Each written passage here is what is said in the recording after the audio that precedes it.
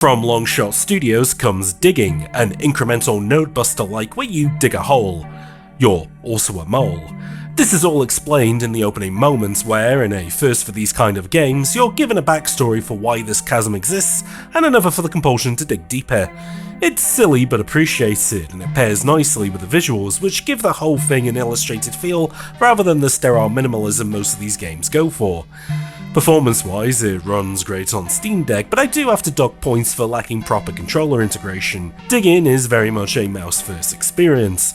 On Windows, that's perfect, it's the kind of game you can leave running while half focused on something else, but without a Mac version, I'm playing it more deliberately inside the Steam ecosystem, and there it feels just slightly less at home.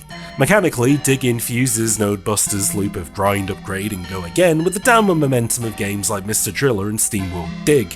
You begin with a feeble drill bit that sputters out after a few seconds, but very quickly you're improving its strength, extending its runtime, and unlocking some more expressive mining tools. Sticks of dynamite and shockwaves that clear entire swaths of dirt. It absolutely captures that incremental game mania of numbers rising, resistance falling, and friction dissolving. However, if I had one piece of feedback, it's that the opening could get to the good stuff a little quicker.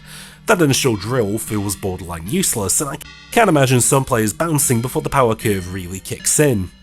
That said, Digging does more than enough to avoid feeling like just another clone.